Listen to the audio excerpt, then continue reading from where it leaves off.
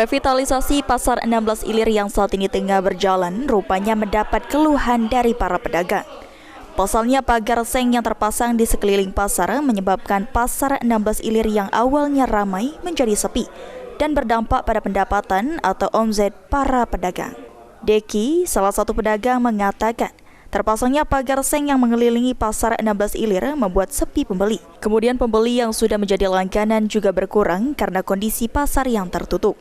Kalau jualannya sekarang nih lah, gimana ya, semenjak pasar ini sudah di pagar-pagarnya ini, pasarannya agak sepi kan, jarang ada pembelinya kan, ibaratnya tuh nggak terlalu aminian, dan tuh langganan juga agak berkurang kan, ibaratnya tuh kan sekarang ini semenjak pasarnya sudah yang kayak ini nih.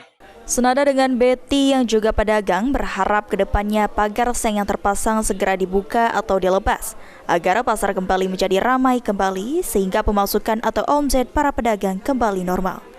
Ilham Wahyudi, PAL TV.